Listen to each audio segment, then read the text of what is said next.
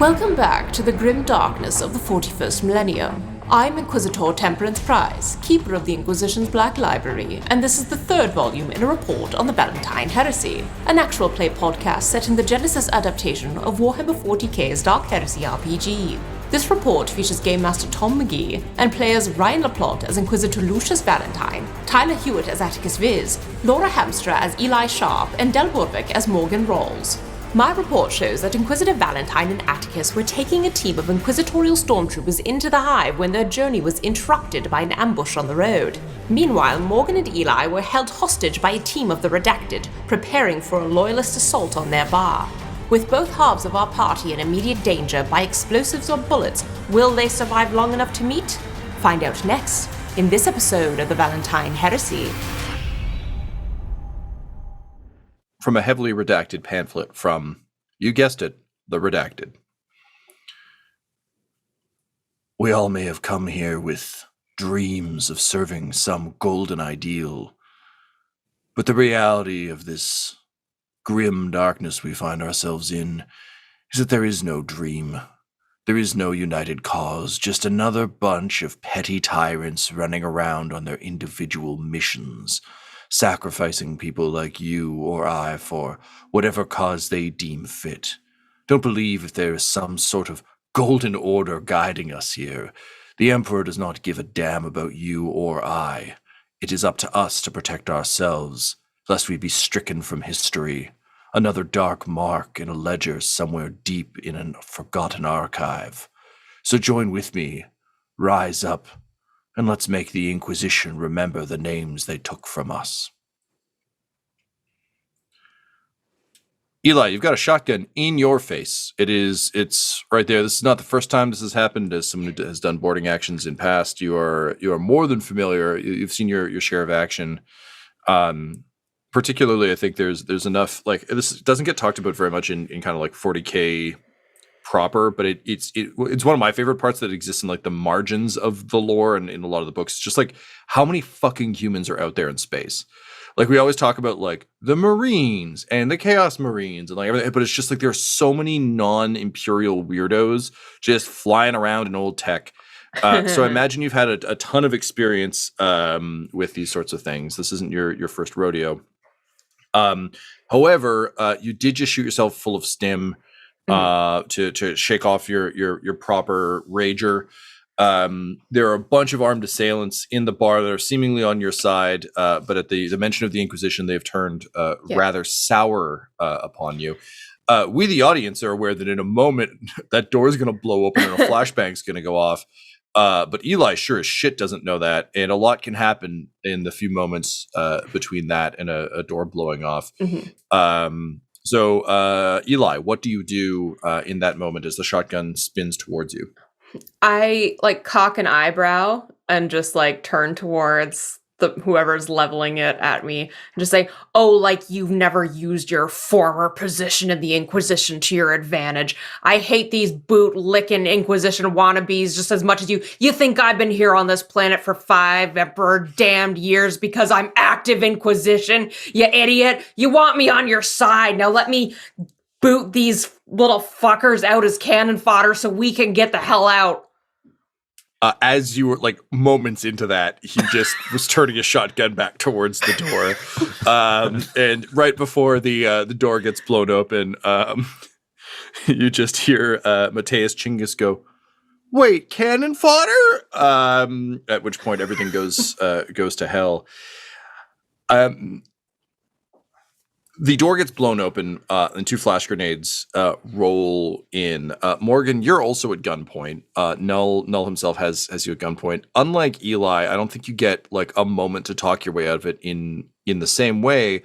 But as that door blows, you do have a split-second opportunity where you can attempt to do something. Is there anything you would do, or are you hanging tight on the like, wait this out for the appropriate moment? No, I think as soon as there's a distraction and there's some commotion, she is going to do a duck roll and try to get towards that back room where the people are guarding. Just like gymnastic style, duck and roll, scoot, trying to to just quickly get out of the way and get back towards their back areas. Yes, my favorite Olympic event, the duck roll scoot. Yeah. Russia always wins. Okay, so let's go with I think probably stealth and agility. Yeah, the stealth agility. I mean, there's a lot of argument for like this could also be cool. It could also be athletics, but I feel like it's the most stealth and agility of those options. All right. Okay, so I'm going to say this is difficulty 3, just because it is it. There's a lot standing against Null having good stuff on this roll, but there's also a lot like. He's keeping an eye on you. He had a gun trained on you. He's suspicious of you. However, he's also wearing a mask that only has one available eye socket. Yes. A door just blew open, which is distracting and possibly more threatening than you. But he is also like, it doesn't take much to just pull a trigger. So all that to say, difficulty of 3. I'm going to say setback for the shock of what's happening of the door being assaulted. Like, it's an opportunity, but it is also new information for your brain, so that's a little overwhelming. Right. I'm going to give you another disadvantage just from his presence and his like awareness, I guess, his vigilance towards you as a possible threat. Because of your previous rolls to convince him a couple sessions ago. Yes. That said, advantage for the door being blown open. This is, again, like, to be clear, this is the moment of like hearing the charges go. It's not like the door is flying, slow motion midair. It's just like, in Star Wars terms, it's when the lightsaber pokes through the door. In SWAT terms, it's like you hear the charge being primed and you're like, oh shit. So just that oh shit moment before everything goes terribly awry. And Del, I think I'm going to give you another boost just for being ready for this. You were like actively prepared to do something. So even though the moment is a surprise, your body was still like a coiled spring. You're not caught entirely flat-footed. We're sitting at 2 and 3 in favor of me. I'm going to burn a point to turn one of those purples into a red, bring us back to 3 and 2 in favor of you. All right. And it's 2 boosts and 2 setbacks on this. That's correct. Yep. Okay, cool. All right. I think I'll take a story point also. Let's make it a very spicy roll. Hell yeah. Spicy roll. Right. Are there any other boosts or setback you want to argue for, or any gear or equipment that I may not be privy to? Because I just straight up don't know this character at all. Right. No, I was looking. I think the only thing I have is just being able to see in strange lighting, but I don't think that matters because it's like has not gone off yet sort of situation. But yeah, cool. All right.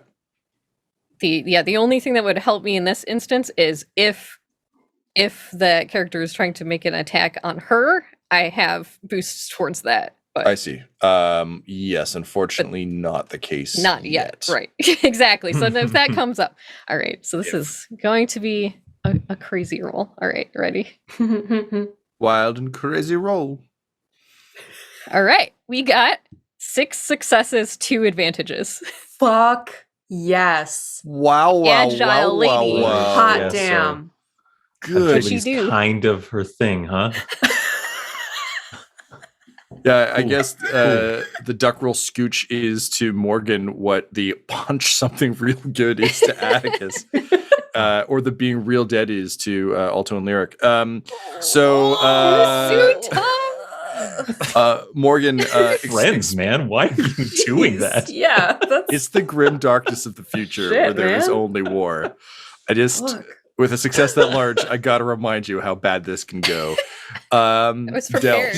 He's keeping us humble. That's the goal. No, Right. I'd kind of like, I'd made an agreement with myself to like not kind of enrage Tom or that's nice. Like, just fight with him like I have every other time. But no, that's done. Like, where's the butt? The butt's coming. Yeah. Butt is Bruce here. is over. If you listen real close, you can hear the sound of gloves dropping next to Laura's chair. All right, so Morgan, what does your duck roll scooch like? What does this look like? What are we seeing as Null like unfortunately darts his good eye away from you for a hot second?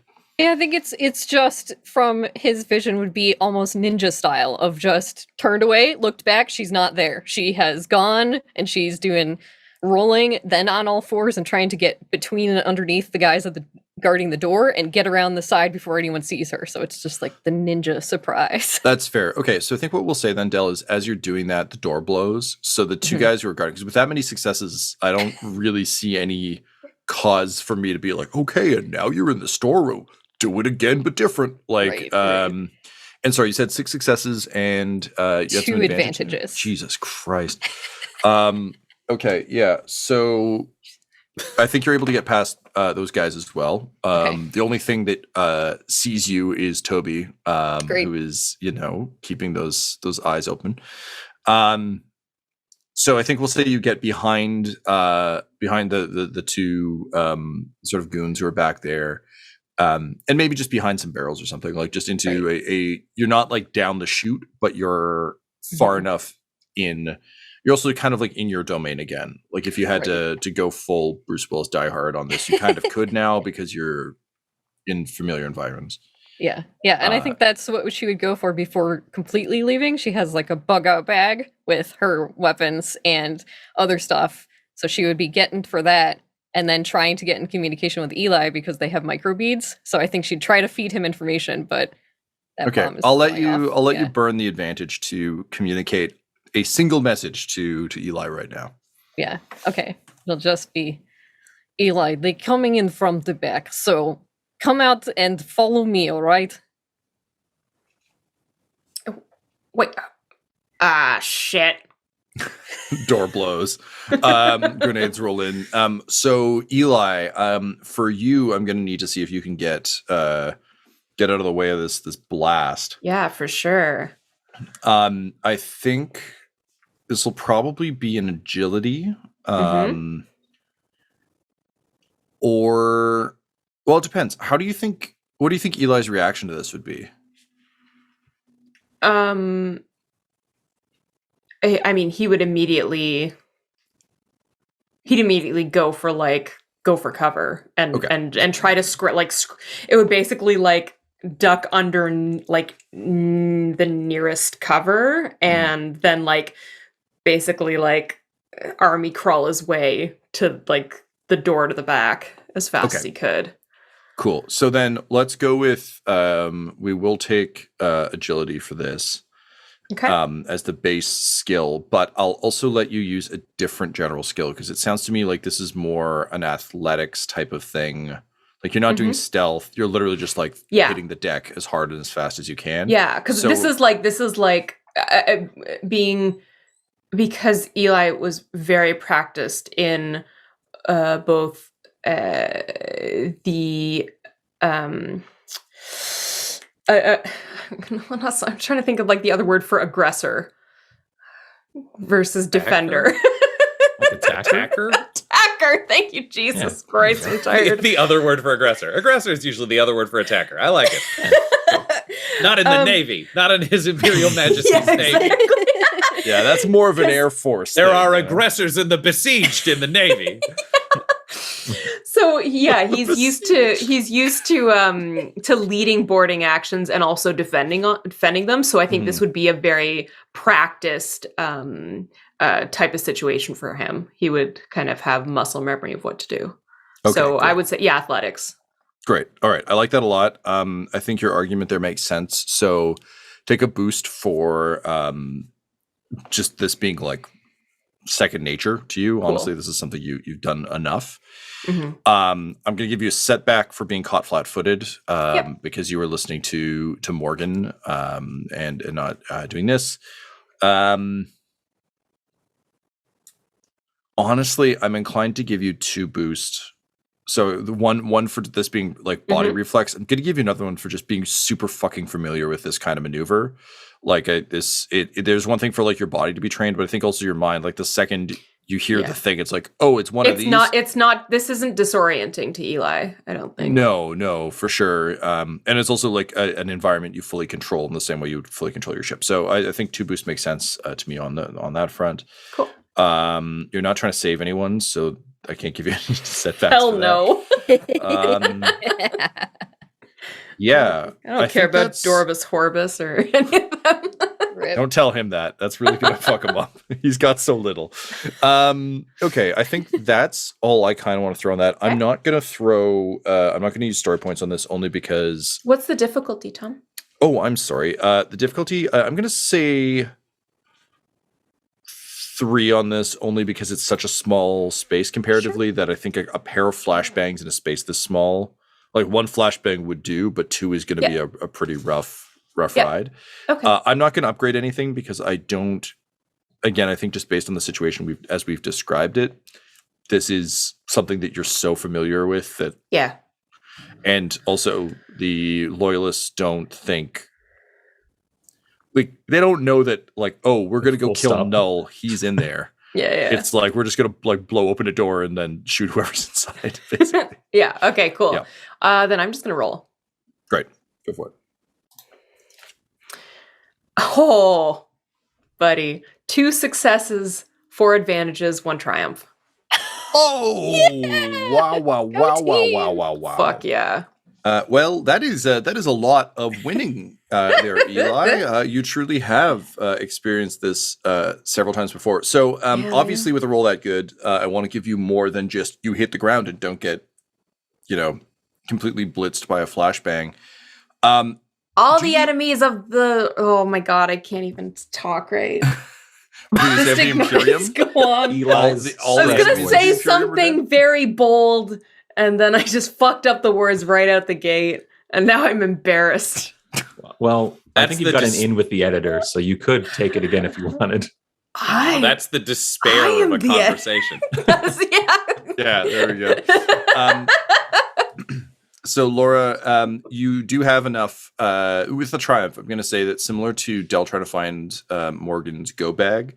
Mhm. If you had anything, you mentioned you had like a shotgun and the stim packs Yep. hidden behind the bar. Is there anything else of value that you would need to grab from behind the bar on your way out? Oh, 'Cause yeah. that's one possible way you could spend your triumph is just like you managed to grab that because one way you can spend it is on something vital. Yeah. And that would seem to me to be pretty. Yeah. I picked up my shotgun, but like it's like the rest of my weapons. I need them. Okay. So Like, that's- even if that's they what it aren't is. just stowed behind the bar, we'll say that you get those on your way out. I imagine they would be like they would be kind of like hidden. Like I might have to punch through a wall to get to grab my grenades, kind of as I'm going, that kind of thing. Yeah. Basically, it's one of those things where you're just like tap. Yeah. The John Wick gun concrete floor basement Yeah. trick. Okay, amazing. So we'll say that somewhere along the way, when it makes sense, you'll do that because it makes sense to me that the shotgun and the stims are behind the bar, but like not all of your valuables. Yeah. This Well, is it's like I like- can only wield one weapon at a time, so I wouldn't want anyone else to get the rest of my weapons when I'm It's fighting. also like a them. really bad neighborhood. Like I wouldn't keep everything in one place Mhm. anywhere. Okay, so that's great. Yeah. And you had 2 successes and a bunch of advantage, right? 4 Okay. advantages. So 4 advantage. Yeah, man. So you can ignore with 3. You can ignore an environmental issue. I'm going to say that we're going to treat kind of the assorted idiots around you as the environmental issue. You're going to dodge. We'll get to that in a sec. So that'll account for your advantage. And then with your Cool. success, you hit the deck, you begin to crawl. And we'll say you're crawling fairly unimpeded because of, again, the advantage spend. So as Eli like leaps down and like starts to crawl, you just feel hands grab at your pant leg, and you turn, and Dorvis Horbus is there, just shooting sparks out of one sleeve where he's got like 2 contacts. He's like, Dorvis Horbus can help. Dorvis Horbus is helpful. Don't leave behind the Dorvis Horbus. Eli, what do you do? With your advantage, which means you will not be held back by him like I'd originally intended. I think I say, get a grip. You're not a psyker, and I boot him in the face.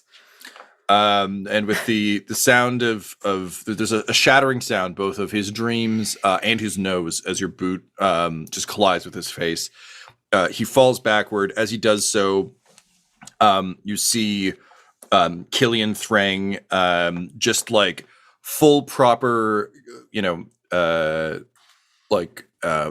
thinking almost like Mal Reynolds or just like a classic like hero's hero. Shoulder rolls up over the bar, kind of drops into a low pose and just runs forward, guns out, guns blazing. To your shock, Mateus Chinggis leaps up after him and like hops up on the bar and starts sighting people up with his las rifle, or las gun rather. Sean Doe is just like staying trembling in the Black Widow pose as you crawl by, clearly not getting into this fight. But sure enough, Eli, you're able to sort of make your way behind the bar, Cool. which is great because as Killian runs forward, you hear the roar of a heavy bolter, and his chest is just blown wide apart as his, jack of all trade guts are just sprayed across the back of the bar, as a heavy bolter that's being kind of like rolled into the door just starts fucking chewing up the bar and the people around you. Meanwhile, Attikus and Valentyne, your transport vehicle was hit by an IED, an improvised explosive device that had been buried in the road. It was tossed through the air and into a building which has collapsed around you. From both of you, please, I'm going to need a check to see just kind of how you survive, not survive, but like how you fare in this crash. Attikus, I think for you, this is a pretty straightforward, like athletics and brawn. You're just muscling through this, unless you have another argument like you'd like to make. But I feel like this is just kind of a vehicle goes tumbling, you just kind of brace. God help us. In a Genesys system, you brace. No, that sounds basically what he would try to do. If I can get specific at all, he would try to shield Valentyne. He would try to protect Valentyne in the crash. Okay, that makes sense. Valentyne, what do you think you'd be doing? Valentyne would be probably just kind of like rolling with it. Like it would just come down to like the hits he's taken before. He would always be in a relatively loose grip. He has been trained. He would always expect to kind of be surviving. So I don't know if we want to try to combine some weird stuff where it's like streetwise in brawn or streetwise in agility or what. I take streetwise and agility. I think makes sense to me. It also takes survival and agility. And then I think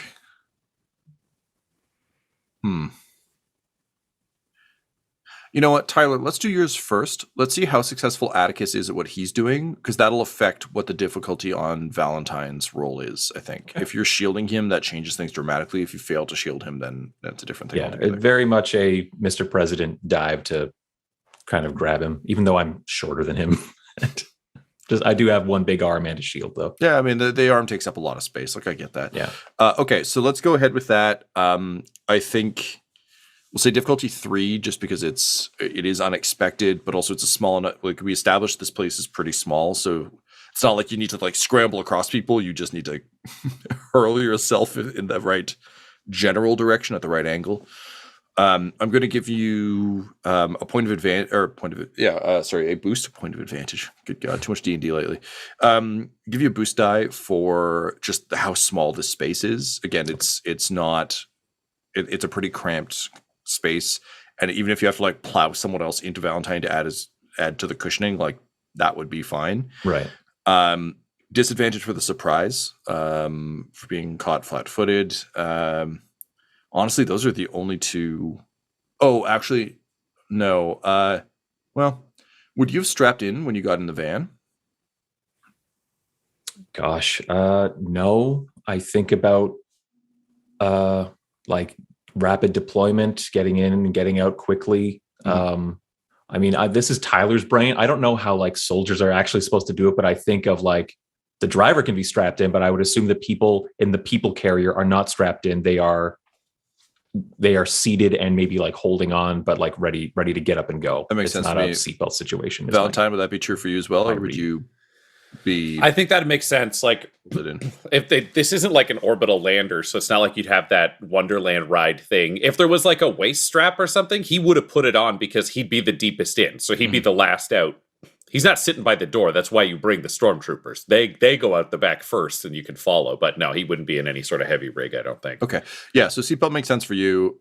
Vis, I totally buy that you wouldn't be. Also, I mean, the mere fact of your big grabby arm generally means that if you need to, as you've done already now with like the vacuum of space, if you need to ensure you're not going somewhere, you've got a pretty fucking easy way to do that.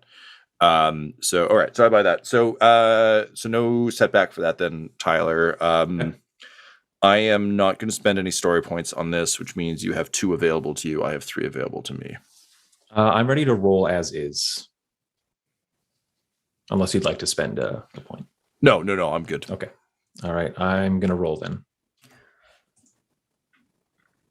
3 successes, 1 advantage. Ay. All right, great.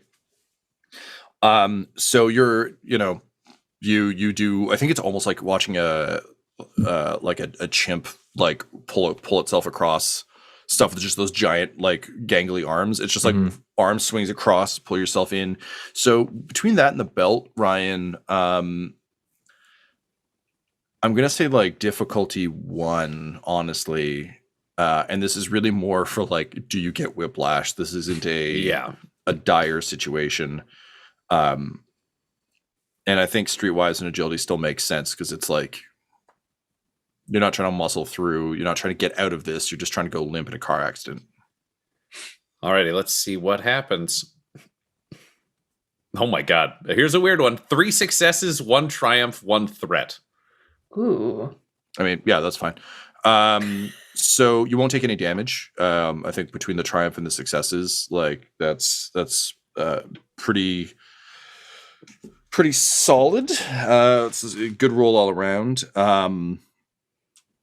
I think, Ryan, if you want to spend your triumph to ensure that you and Attikus can easily get out of the vehicle. Done and done.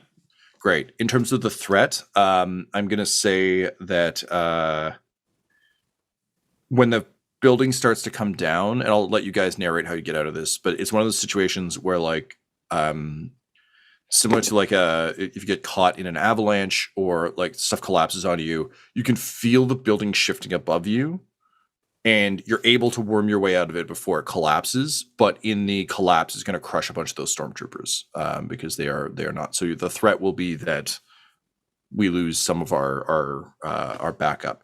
So how do the 2 of you get out of this? This thing is like the collapsing building above you shifts. You have kind of a momentary chance to get out. Very Jurassic Park, the car stuck in the tree, scramble. What do you do? I punch an exit. Like the back door off its hinges, or if that's too difficult, just the side of the van, the side of the truck that we're in. And shield is up as I'm the first one out, and scanning the area. Yeah, Valentyne would slap on his refractor field, activate his new power sword, sell his glory. That he would grab the captain, Matea Koskar, and that's who he's like Mr. Presidenting out of the vehicle, because that's the person who knows where the fuck they're going and how the fuck to get back. Anybody else, he can only really help one person to get himself out. That's his priority, is just follow, be ready for the combat zone, but get the captain out with him. Great. So sure, that all works for me. You pull her out with you, and immediately, Attikus, you're under fire. There's just needle rounds like blasting off of your shield. Because you're in a building that just collapsed, there's actually a tremendous amount of cover. You were in like proper 40K terrain setup now, where there's like Gothic windows and shit that are like half finished, and broken tiles everywhere, skulls for days. So you make it out, bullets are kind of coming at you, and you can tell that this is clearly a trap for any vehicles leaving the Citadel. So anything leaving Hearthold. You've got kind of, not necessarily snipers, but kind of in the way that guerrilla forces will often just set up like people on rooftops, not necessarily with sniper rifles, but with automatics of some sort, just like laying fire down on where this vehicle went down. You can also hear some explosions in the distance. It seems like there are multiple of these situations happening kind of throughout this sector now. So the good news is they're not all after you. The bad news is that there are like help will likely not be close behind. Vis? What's your first action here? As you're under fire. To be the cover that the Inquisitor and Captain need to get to proper safety. So he'd be looking for the most direct path to guide these two, probably into a building. If we're out in the open among like building rubble and stuff like that, getting inside would probably be the safest. Great. Okay. I dig that. And Valentyne, I assume you're just kind of keeping your head down. Valentyne would just be telling Attikus to get them into cover. We're going to need somewhere safe to hold out for a moment. Also, I'd rather they come inside after the power fist and the power sword than we stand out here. Yes, sir. On it.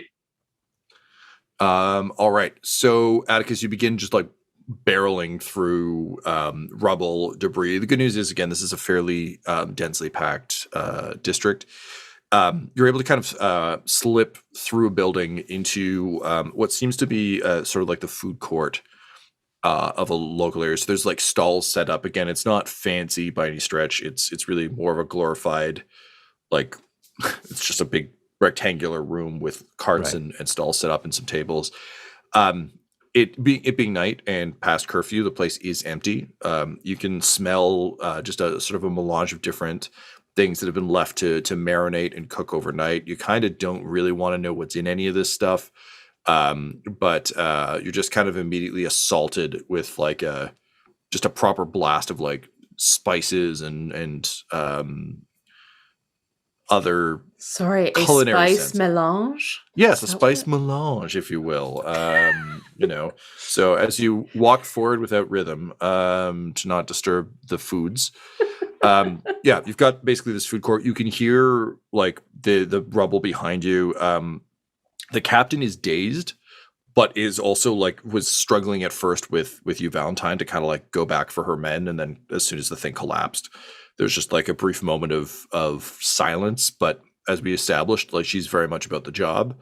So as soon as they were no longer on the table, like, okay, great.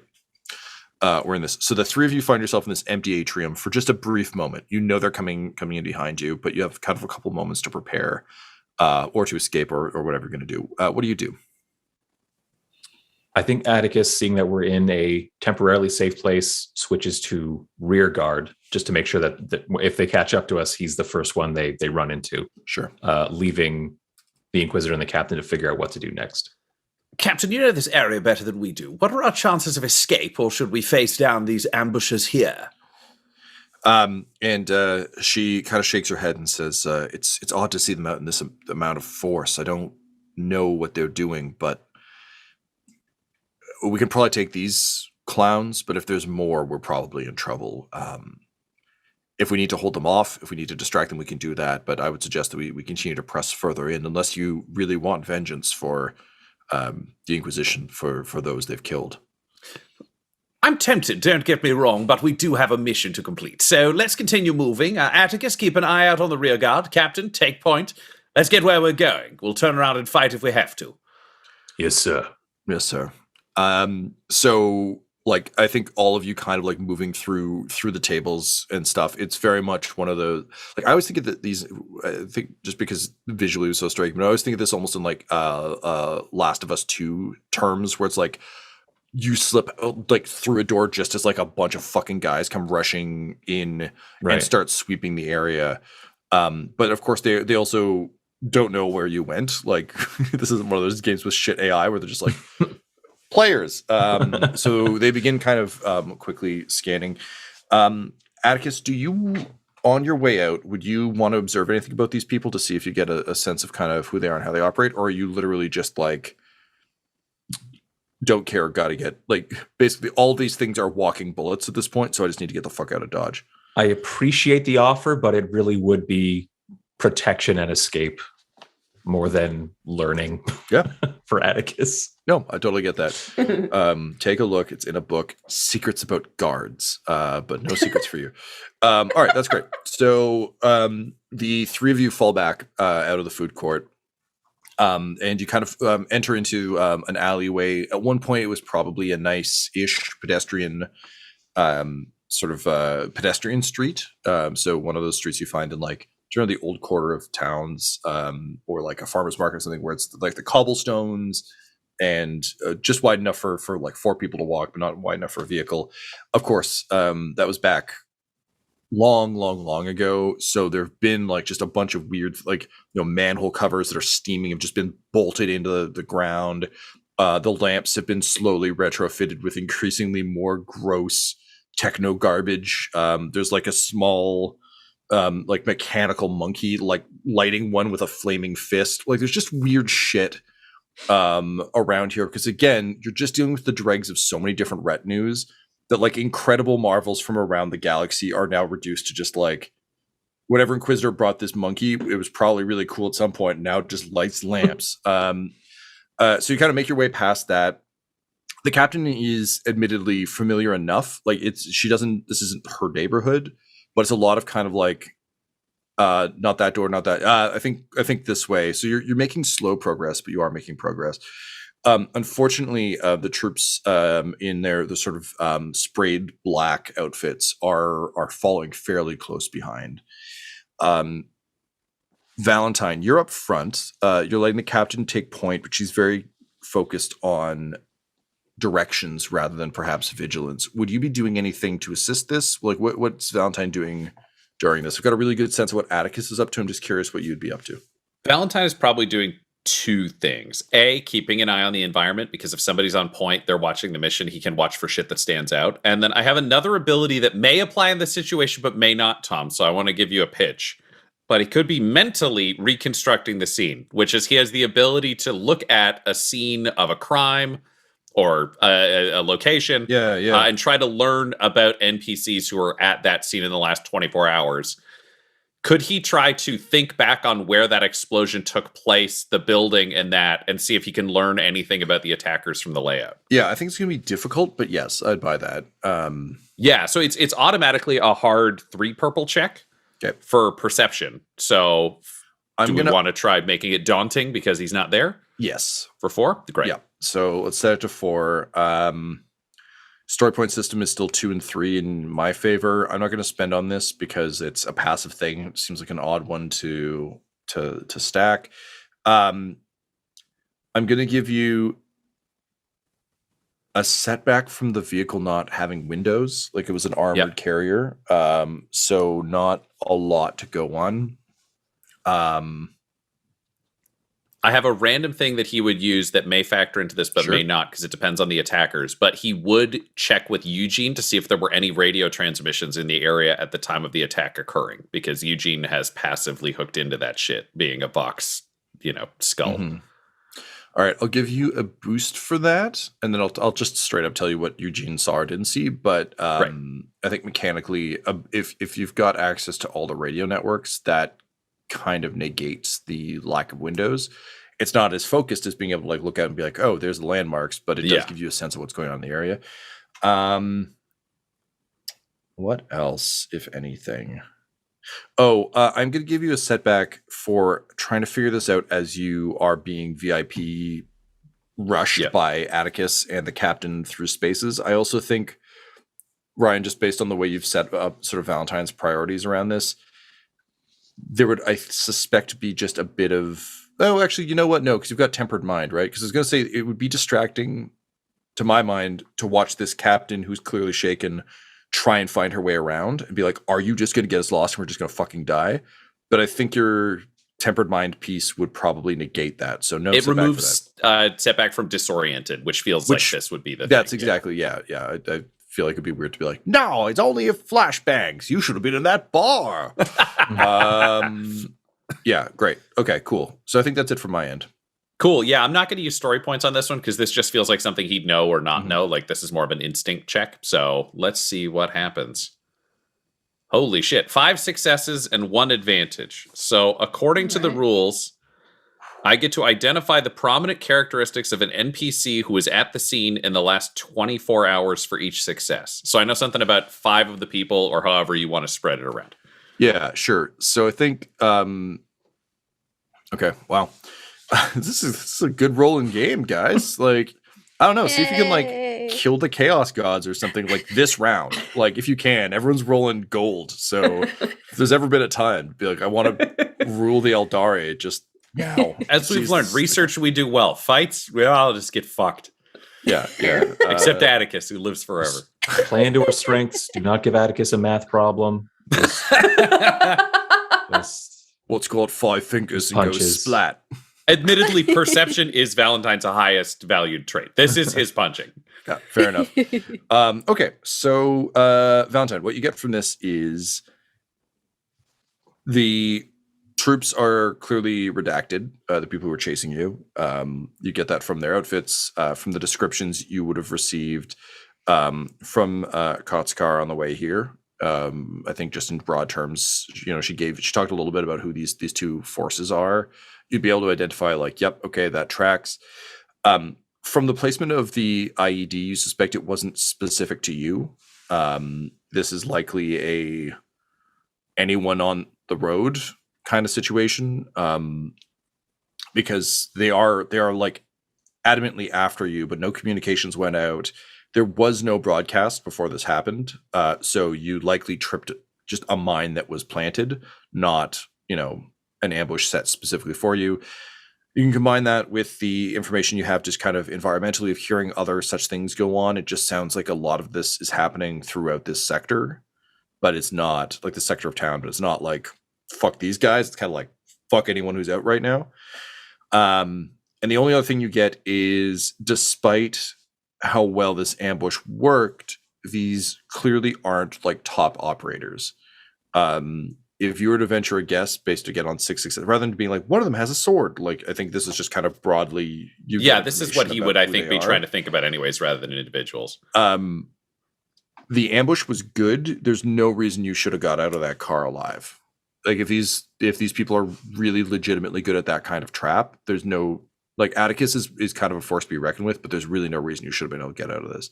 So to you, I think with your experience, this would read more as like, okay, so like they had the right placement and they have guerrilla tactics, but they aren't like an elite guerrilla force. Yeah, they Attikus, my assumption based on the assault is that they parked a couple of, shall we say, grunts on top of a mine to see what happened, and fortunately for us and the Emperor, it was us inside and they were not quite prepared for you. Let's try to avoid giving them any easy wins, but if it comes down to a straight fight, I do believe we stand a better chance than I would have hoped. Very good, sir. Lovely to hear that. At which point, you hear the captain just go, "Oh shit!" And a voice calls out, "What ho? Who goes there?"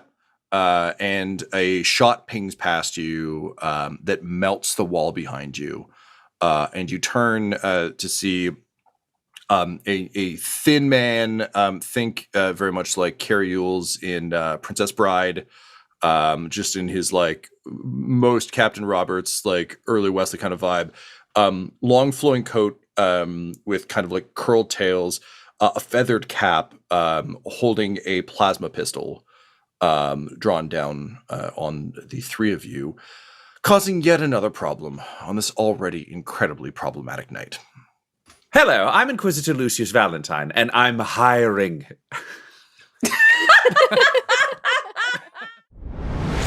This episode of the Valentyne Heresy features Ryan LaPlante at the Ryan LaPlante on Twitter as Inquisitor Lucius Valentyne, Tyler Hewitt at Tyler_Hewitt on Twitter as Attikus Vis, Laura Hamstra at EL Hamstring on Twitter as Eli Sharpe, Del Borovic at Deltastic on Twitter as Morgan Rhalls, and our Game Master Tom McGee at McGeeTD on Twitter.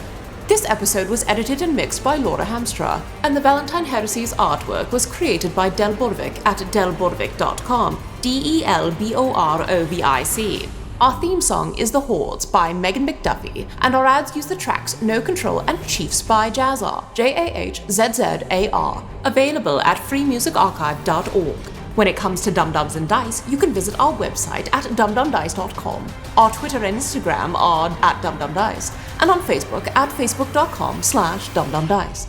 We have merchandise available at redbubble.com/people/dumdumdice, and most importantly, you can join our Patreon at patreon.com/dumdumdice. That's DUMBDICE. Ave Imperator, and death to all the heretics. Dum-Dums and Dice has to give a special thank you to the supreme beings of our Patreon at this time. The Half-Blind Prophet, Christopher Little, Sue One, George Dolby, Richard Cranium, Sammy Boy, Orion Birchfield, Scott Garland, Benjamin V, Gavin and Abby McDonald, Logan, Fire Unfriendly, Acrix, Grandma Likes D&D, Alan, Austin Nut Powers Fry, Stabby Stranger, Glitch Trick, Roman Brown, Shulzari, Christian Mendez, Spot Allen, Flynn1138, Alarain Okapi, and Jill and Noel LaPlante. If you want your name to be added to this list, you can join our Patreon too at patreon.com/dumdumdice. Thanks to them, and a little bit of thanks to you.